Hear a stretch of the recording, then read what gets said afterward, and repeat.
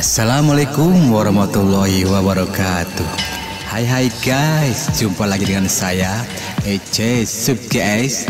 Saya harap Anda tidak akan bosan untuk mendengarkan ocehan-ocehan saya yang sedikit nyeleneh namun tidak biasa.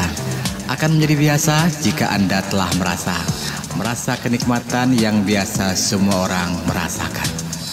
Ini adalah kisah seorang laki kedua yang hampir mirip dengan cerita gejolak asmara menjelang usia senja yang saya kumandangkan beberapa waktu yang lalu. Bapak yang satu ini berasal dari Jakarta, mengaku sudah tidak muda lagi, tidak ganteng, sedikit dadanya berotot, namun dibalik semua itu, ia memiliki aura dan daya pesona yang mampu menggondol kepingan-kepingan hati seorang wanita muda sampai kelepak-kelepak seperti yang tertuang dalam cerita nyata yang akan saya kisahkan setelah ini. Namun sebelumnya, jika Anda mendengarkan cerita ini di dalam angkutan umum, silahkan menggunakan headset sambil memejamkan mata. Tapi jangan salahkan saya jika Anda tertidur lelap hingga telah melewati halte tujuan. Tahu-tahu sudah tiba di terminal pemberhentian terakhir. Lalu telinga-kelinguk seperti anak kehilangan pacarnya. Jika pada saat ini Anda sedang berbahagia, saya pun turut berbahagia. Kebahagiaan saya pun akan berlipat ganda jika Anda dengan sukarela mau menyubrek, like, comment, and share untuk channel yang saya kelola ini. Ada dua kategori cinta timbal balik yang tidak pernah teruraikan dengan kata-kata, yaitu cinta sampai mati dan cinta gila harta. Pasangan cinta roda hitam ini akan selalu klop dan biasa terjadi di mana-mana. Yang memiliki cinta mati, dia akan mengorbankan limpahan hartanya demi sang pujaan hati. Sebaliknya, sang pecinta harta akan menyerahkan harga dirinya demi pemuas nafsu sang pemuja yang mengatasnamakan cinta.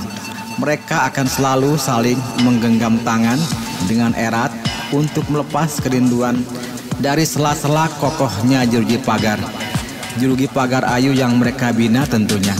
Mereka bisa lari sejauh mungkin, mereka bisa lolos dari pengawasan mata manusia, namun takkan bisa lepas dari intaian mata Tuhan semesta alam.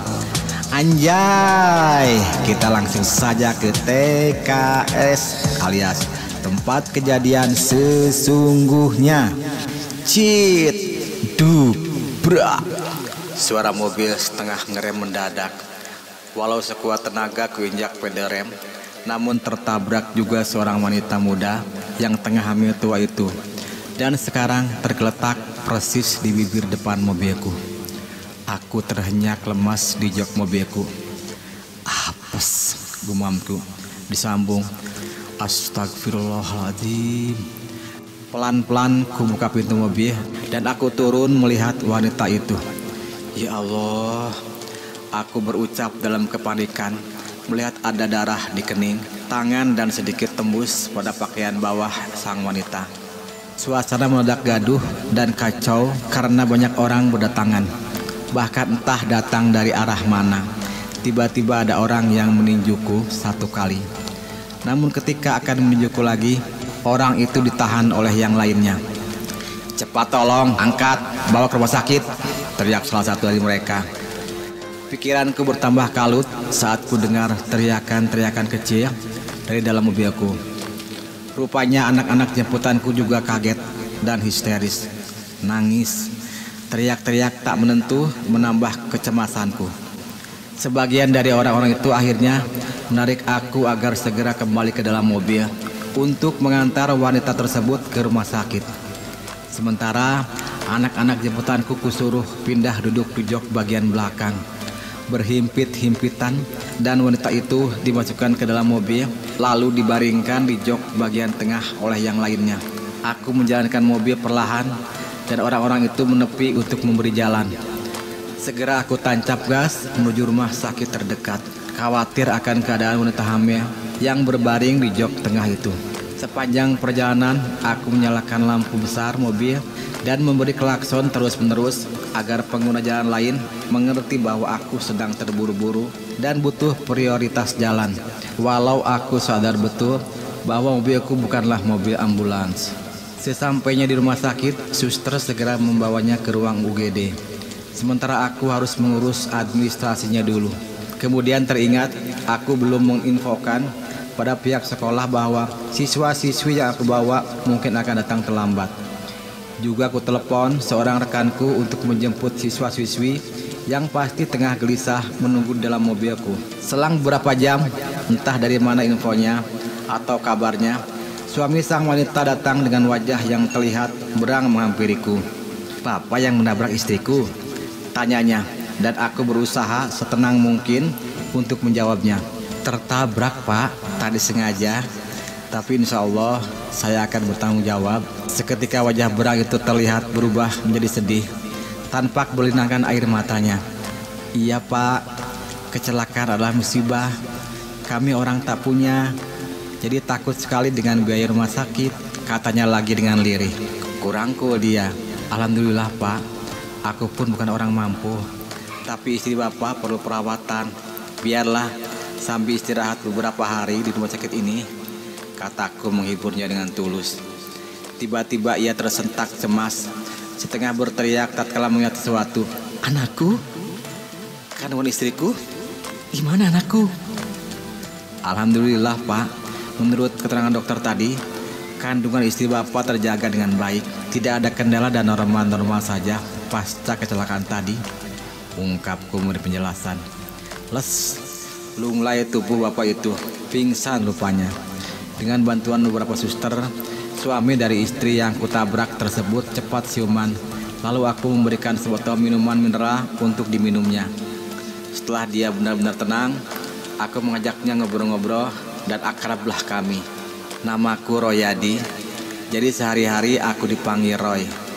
Pekerjaanku adalah pengemudi kendaraan antar jemput siswa-siswi sekolah. Telah 8 tahun aku menekuni bidang pekerjaanku itu dan telah banyak mengalami suka dan dukanya. Usiaku memang tergolong tak muda lagi, tapi aku merasa nyaman dengan pekerjaanku ini. Hari-hariku bergaul dengan anak-anak yang rajin sekolahnya, juga ditambah celotehan-celotehannya yang terkadang kocak dan lucu. Sering aku dibuat tersenyum sendiri oleh bahasa mereka yang kadang-kadang berbicara lugu dan terkesan apa adanya. Memang penghasilanku tidak seberapa besar, namun bagi seorang duda setengah matang alias setengah tua sepertiku, cukuplah penghasilanku itu untuk membiayai hidupku sehari-hari. Aku selalu berusaha menunjukkan keramahan pada mereka, pada bocah-bocah kecil itu. Juga tentunya aku sangat ramah kepada para orang tuanya. Sebagai seorang sopir antar jemput, saat menjemput aku selalu mengucap salam dan anak yang kujemput diantar keluar oleh ibunya sampai pintu gerbang rumah. Lalu aku berpamitan pada ibunya sambil membuka pintu mobil untuk mempersilahkan anaknya masuk, dan berangkatlah kami untuk menjemput anak lainnya sebelum mereka diantar ke sekolah. Sekitar 10-12 rumah rutin setiap pagi aku kunjungi sekaligus menjaga silaturahim dengan mereka, serta yang paling penting agar anaknya tidak berhenti ikut jemputanku. Begitu pula siangnya, waktu mengantar pulang dari sekolah, mereka harus kuantar sampai pintu rumah atau minimal sampai ke depan pintu pagarnya, karena kebanyakan mereka langsung berlari dan masuk sendiri ke dalam rumahnya. Rata-rata orang tua mereka sibuk bekerja di luar rumah ataupun di kantoran. Alhamdulillah, sampai saat ini semua berjalan dengan baik dan lancar. Kalaupun terkadang ada saja kendala, biasanya karena terlambat sampai di rumah, karena macet di jalan atau masalah administrasi. Kesibukan kerja dengan permasalahan intern terhadap pihak sekolah, serta mengurus anak serta cucu. Lengkaplah rasa beban pikiranku yang kian mendera, sampai-sampai aku sering lupa makan.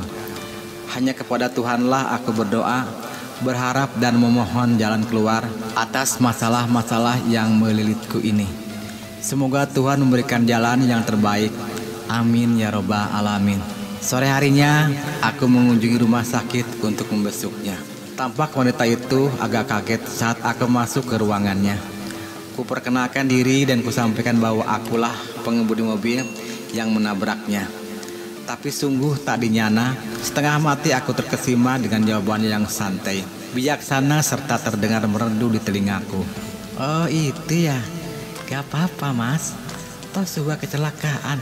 Bukan situ saja yang salah, saya pun salah. Nyebrang jalan kurang hati-hati, bahkan jadi ngerepotin Mas, katanya sambil mengumbal senyum menawan. Sepintas ia mirip Krisdayanti, penyanyi yang aku kagumi kecantikannya. Rasanya aku seperti mau pingsan mendengar kata-kata kebijakan dari seorang korban. Untung segera aku cepat menguasai perasaanku. Iya Mbak, walaupun begitu saya tetap minta maaf karena membuat Mbak jadi sakit. Dan saya bersyukur Allah masih kasih kesempatan buat Mbak atas kandungannya itu Mbak, kataku sambil menunjuk perut buncitnya yang dari penglihatanku jadi menambah keseksiannya. Selanjutnya terjadilah pembicaraan saling tanya jawab di antara kami. Kutanya apakah suaminya tak datang. Dia jawab sedang bekerja bagian shift siang. Tak terasa hampir 1 jam lebih kami ngobrol. Sampai-sampai waktu besok habis pun tak terperhatikan olehku. Akhirnya aku pun harus undur diri karena suster sudah 2 kali memperingatkanku bahwa jam besuk sudah berakhir. Kusalami dia. Gila, entah rasa apa yang bermukim dalam sekeping hatiku ini. Genggaman tangannya erat sekali, seakan menahanku untuk tidak pulang. Agak lama kami bersalaman, bertatapan mata, dan ia tersenyum memikatku dan sayangnya aku harus pulang. Langkah-langkah kakiku menuju mobilku seakan melayang, serasa tak menginjak bumi. Begitu juga selama perjalanan pulang. Ramainya kendaraan dan sibuknya lalu lintas tak kurasakan sampai tiba di rumah. Hingga malam menjelang tidurku, tak bisa kupejamkan mataku.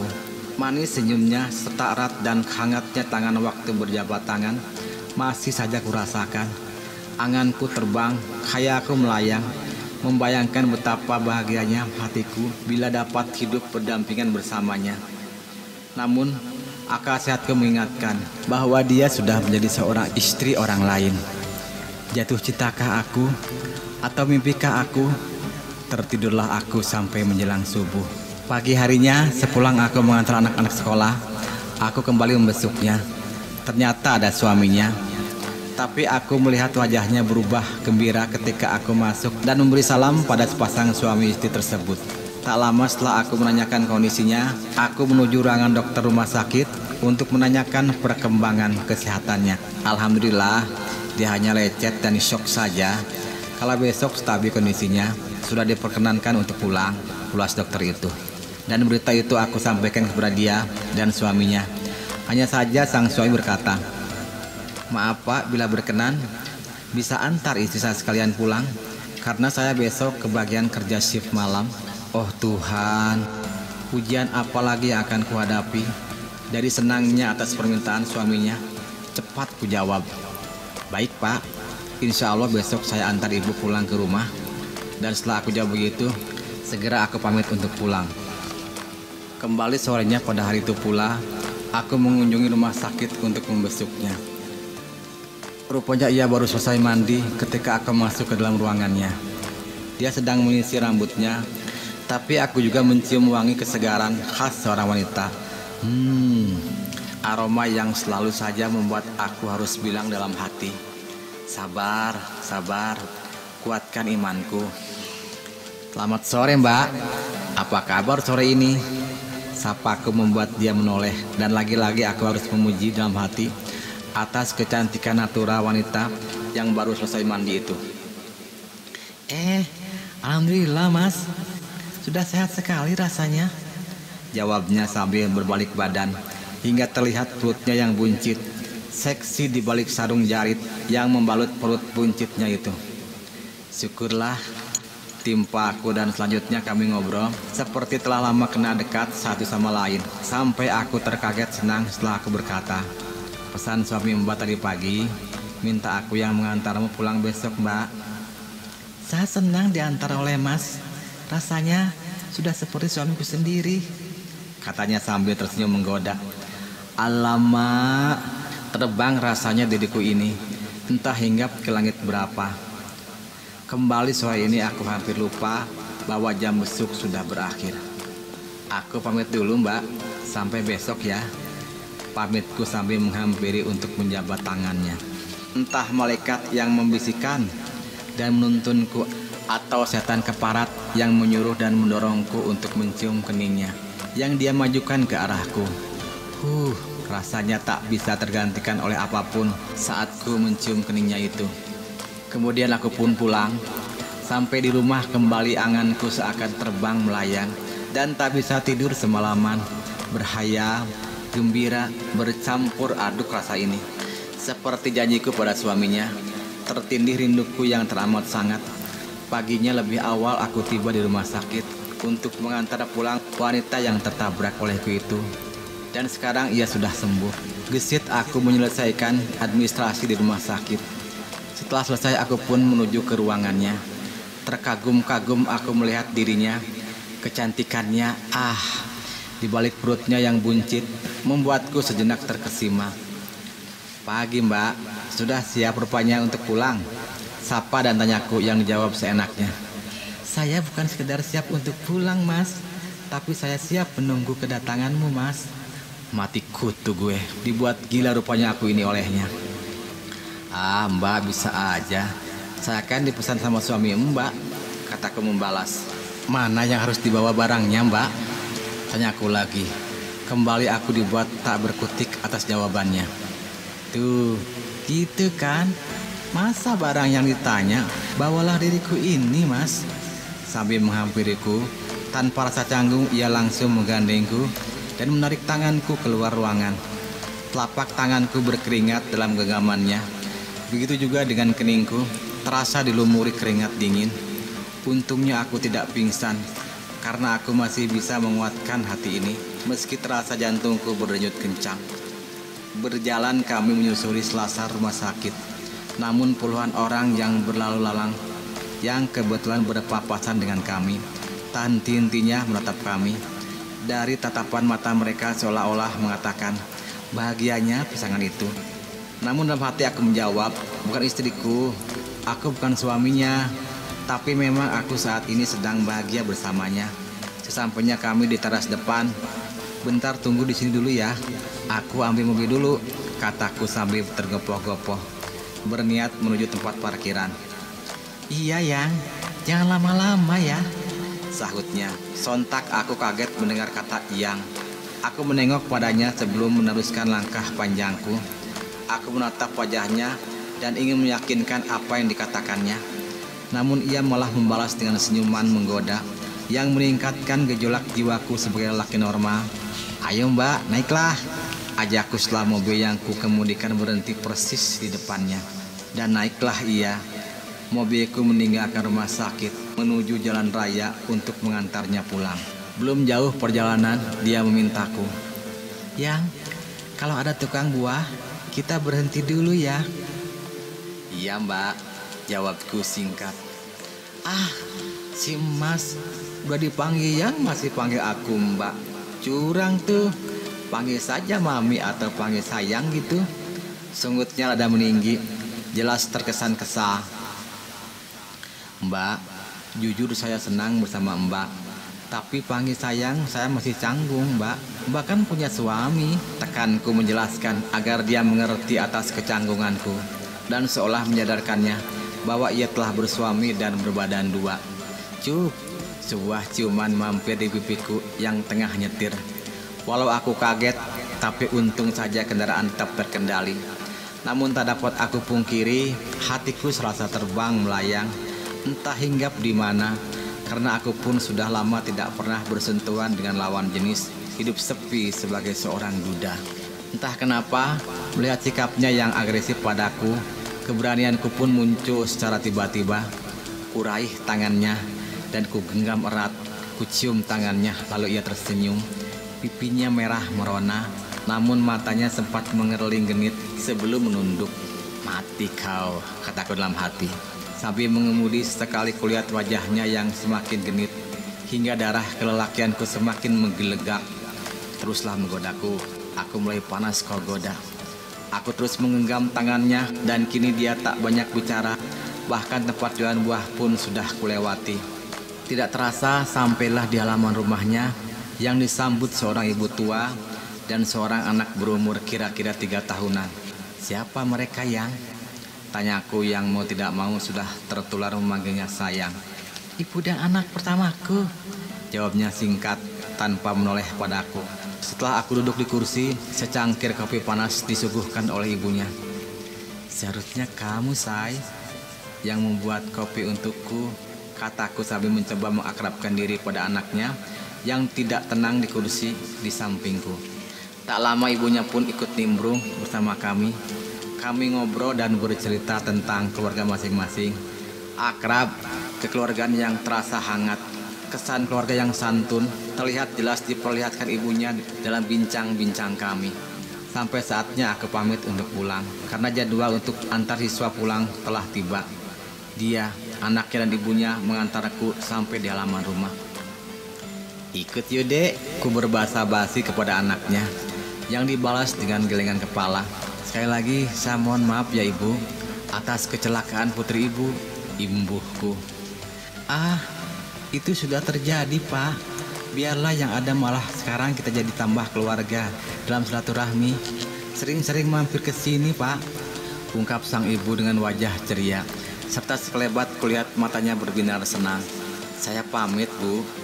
Mari mbak, pamitku sambil menganggukkan kepala pada mereka sebagai tanda hormat. Meluncurlah mobilku menuju sekolahan. Namun aneh, kepikiran olehku mata ibunya Marni tadi yang begitu bersinar. Kegembiraan apakah yang dirasakan? Tak terjawab. Tiba di sekolah, para siswa sudah siap. Langsung kuantar pulang seperti biasanya. Hari selanjutnya pada sore hari, ketika aku sedang menyapu halaman, HP-ku berdering. Kulihat nomornya, ternyata dari Marni. Deg, kaget aku. Apakah sakit lagi atau ada efek lain akibat kecelakaan tempo hari? Sumpah, entah kenapa aku sangat mengkhawatirkannya. Assalamualaikum. ya ada apa ya? Tanyaku dengan sikap tak menentu. Waalaikumsalam yang. Kok gitu sih jawabnya? Lagi apa yang? Aku kangen sama kamu. Gak apa-apa kan aku telepon? Katanya di seberang sana. Oh iya, gak apa-apa. Aku lagi santai aja.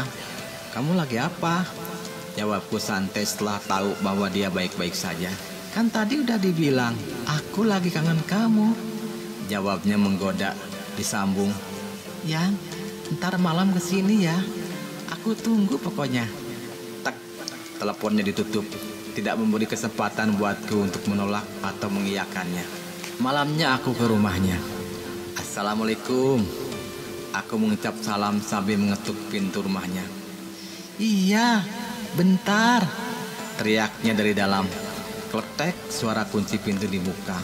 Asyik, akhirnya kau datang juga. Aku kangen banget, katanya sambil menyuruhku masuk rumah. Aku masuk sambil memandanginya. Brengsek.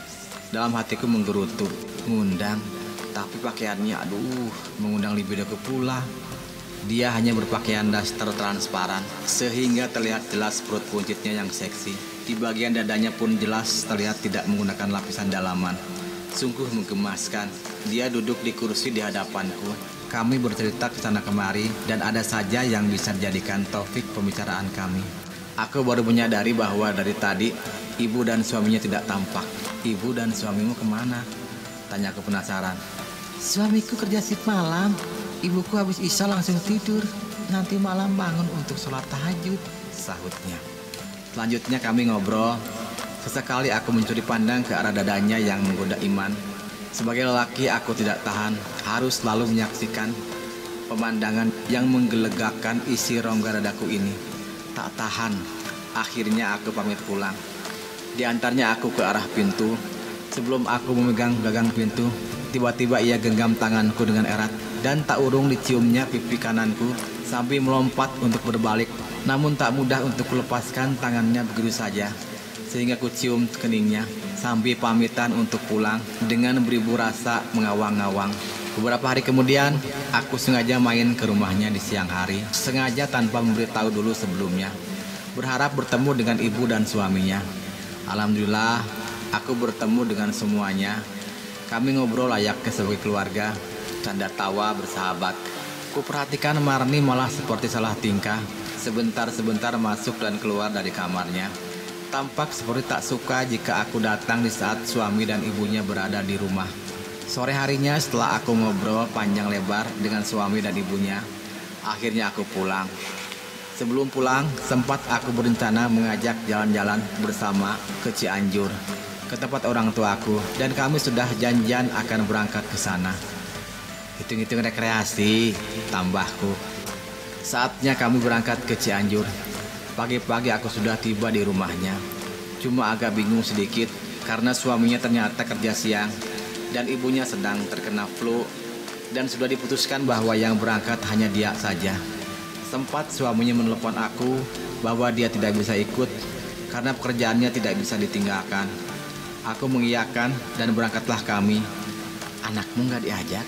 tanyaku setelah di dalam mobil. "Dia nemenin neneknya," sahutnya agak ketus. Tempat beberapa saat kami terdiam. Kulirik dia, ternyata dia tengah memandangiku yang tengah mengendalikan kemudi. Kemudian kami sama-sama tersenyum simpul. Ketahuan suka ngelirik, Katanya sambil tersenyum manja. "Emang nggak boleh?" tanyaku. Aku tak mendengar jawabannya, tapi aku merasa dia merapat duduknya dan memegang bagian belakang kepalaku, membelai-belai rambut tipisku, sambil menyenderkan kepalanya pada bahuku. Risih rasanya, tapi senang. Kiku rasanya, tapi aku mau. Akhirnya, dalam santai mengemudi, tertumpulah sebelah tanganku di pahanya yang mulus. Sepertinya jam tanganku rusak, atau mungkin aku yang terlalu ngebut dalam mengemudikan mobil, atau aku merasa terlalu singkat untuk merasakan kemesraan yang baru saja terjadi antara aku dengan Marni, hingga tiba-tiba kami telah sampai di Cianjur. Kukenalkan dia pada orang tuaku. Dengan ibuku, dia cepat akrab, bahkan tidur siang pun bersama ibuku di kamar. Tuntas makan siang, lalu kami jalan-jalan keliling, melihat-lihat tanaman dan pemandangan di sekitar rumah orang tuaku. Sesekali dia gandeng tanganku, namun bila ada orang lain yang melihat kemesraan kami, cepat-cepat kulepaskan gandengan tangannya. Aku pun seperti terbius dalam menghadapi sikapnya. Namun dalam kesempatan lain, sesekali aku pun tak urung merangkulnya dengan mesra. Kami berjalan perlahan.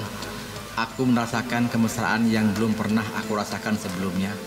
Dalam hati, aku menggumam sambil memandang wajahnya. "Wahai suami yang istrinya buncit ini, izinkan aku menjadi kasih istrimu ini, walau tidak untuk kumiliki." Setelah puas berjalan keliling-keliling di sekitar kebun orang tuaku, sorenya kami pamit pulang.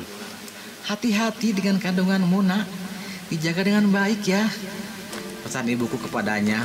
Kemudian ibuku menatapku penuh arti, seolah-olah bertanya padaku kalau hamilnya perempuan yang dikenalkan dan dibawanya itu hasil perbuatanku.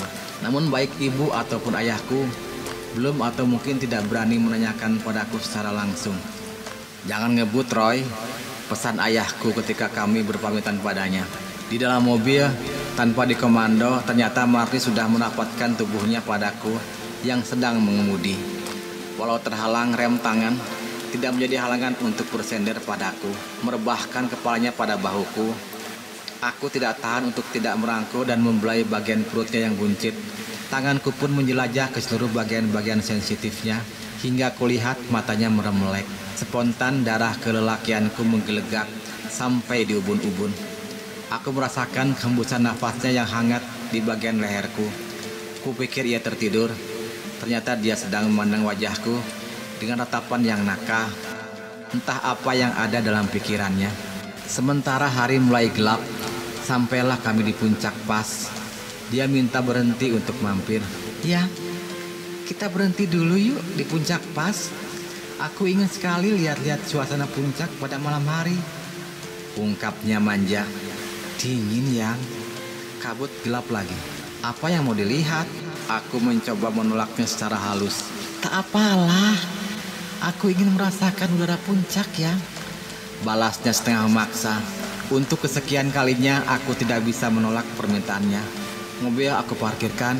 Kami turun lalu berjalan ke arah tempat yang berujungkan jurang. "Iya, dingin yang," katanya sambil berpangku tangan. "Tunggu bentar ya, aku ambil jaket dulu," kataku sambil menghampiri mobilku.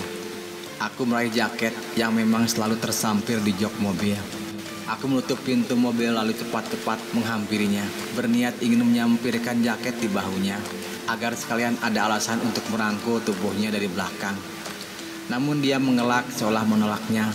Namun tak disangka, ia malah berbalik merangkulku dari samping. Aku mendekapnya erat-erat sambil membelai rambutnya yang hitam panjang bergelombang. Yang, kita seperti benar-benar pasangan suami istri. Tapi apa yang telah membuat kamu tertarik padaku? Aku sudah tua, tidak tampan, dan bukan orang yang tergolong berada, kataku pelan sambil dalam keadaan memeluknya. Aku tidak tahu, Yang. Semenjak aku bertemu denganmu dengan cara yang tidak wajar pula, aku selalu teringat padamu. Wajahmu selalu terbayang-bayang di kelopak mataku, ungkapnya sambil melepaskan rangkulannya. Aku menatapnya dalam-dalam, tampak air matanya menetes bening dari bola matanya. Aku menggandengnya untuk masuk ke dalam mobil. Maka kuputuskan untuk segera pulang saja. Takut kalau ibunya serta suaminya menunggunya dengan khawatir di rumahnya. Namun entah setan dari mana lagi yang merasuki jiwa kami. Kemesraan terlarang berlanjut dalam mobil yang sedang kukemudikan. Ya, orang pada ngapain bawa senter dan tertulis tulisan villa? Tanyanya di balik kesibukan kami. Oh itu, mereka nawarin sewa villa, kataku tak acuh. Kita nyewa yuk, ajaknya tiba-tiba. Aku menoleh padanya, seakan tak percaya pada apa yang diucapkannya. Namun sekali lagi, benar-benar aku tidak bisa menolak ajakannya. Aku menghentikan mobil. Aku turun dari mobilku untuk menghampiri salah seorang yang menawarkan jasa penginapan di villa. Tawar-menawar pun dilakukan dan jadilah kami menyewa villa yang terletak agak masuk beberapa ratus meter dari jalan raya. Setelah kami membayar sewanya dan menerima kunci kamar, kami pun masuk kamar. Mengunci tanpa buang waktu, kami pun bergumul untuk melampiaskan adegan tanpa sensor. Namun di saat detik-detik yang sangat menentukan dan tak selai benang pun melekat pada tubuh kami. Astagfirullahaladzim. Tiba-tiba aku seperti terbangun dari mimpiku. Aku mengusap wajahku berulang-ulang. Seketika aku memungut pakaianku di atas permukaan spray yang menumpuk tak beraturan. Kembali aku mengenakan kemeja dan celanaku. Aku memandang perutnya yang buncit, tidak tertutup selai benang pun. Aku menelan ludahku berkali-kali. Masa-masa hamil tua seperti itu, di mana aura kecantikan seorang wanita tampak semakin menggairahkan dan menggugah selera. Namun aku bukan suaminya. Yang berhak meneguh kenikmatan itu adalah suaminya. Yang ku tahu di dalam rahimnya itu adalah benih dan darah daging suaminya. Aku membayangkan betapa sang jabang bayi yang ada dalam perut buncitnya itu akan sangat berontak hebat jika tahu bahwa yang menengoknya kali ini bukan ayah kandungnya sendiri. Walau tidak bisa kupungkiri, darah kelelakianku kian memuncak dan menggelegak. Namun aku mencoba untuk menetralkan pikiranku yang sudah dirasuki setan durjana. Akhirnya aku terduduk lemas dengan napas yang memburu karena sekuat tenaga menahan nafsu birahiku. Tidak kuhiraukan sikap Marni yang berontak dan memohon-mohon agar aku memuaskan nafsunya. Aku menggelengkan kepala berkali-kali dan secara tegas aku memaksanya agar ia mengenakan kembali pakaiannya.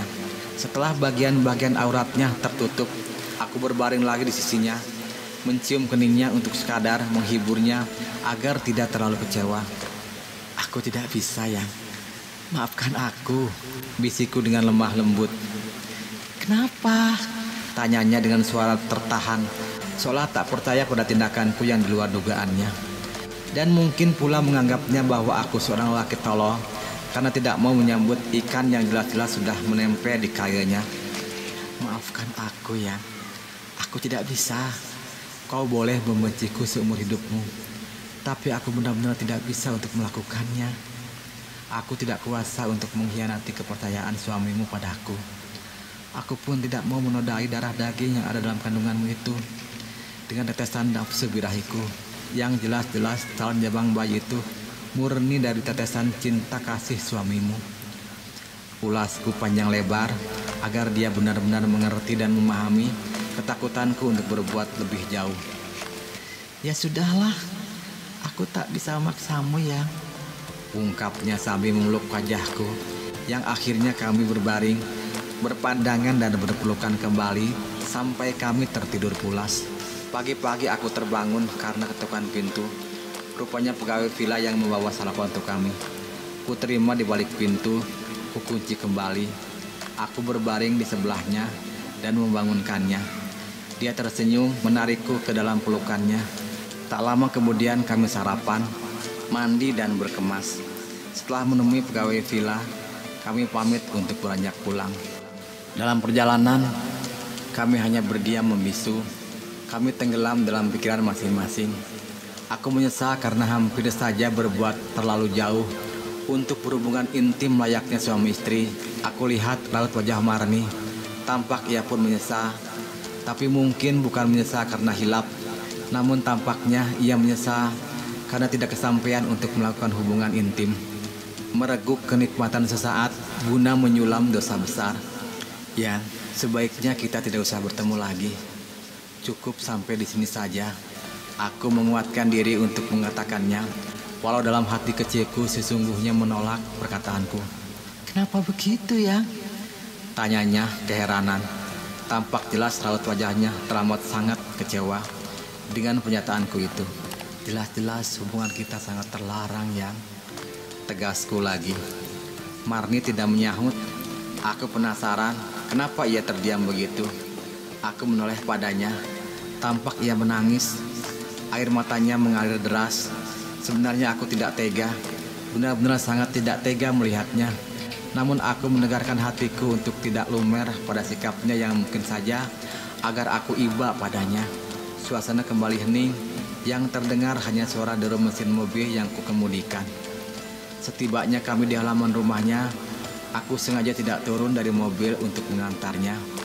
Aku sangat khawatir kalau ibu dan suaminya akan curiga atas kepergian kami hingga bermalam di sebuah villa. Tanpa disuruh, Marni tergesa-gesa turun dari dalam mobil.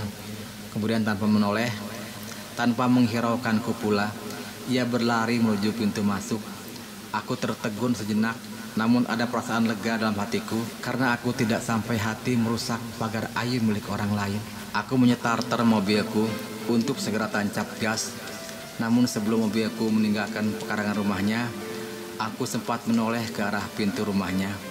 Tampak kepala Marni menyembuh, timbul tenggelam di balik pintu untuk mengintipku. Tapi aku tidak peduli, aku tidak mau melambaikan tangan. Bukan aku tak sayang, bukan pula aku membencinya. Namun sedikit banyaknya, lambaian tanganku walau untuk yang terakhir kalinya hanya akan memberikan harapan baru baginya. Selamat tinggal kasihku. Andai kau istriku dan yang ada dalam rahimmu itu adalah darah dagingku, kita akan reguk kenikmatan itu. Ceracauku setelah mobilku meluncur jauh meninggalkan rumahnya.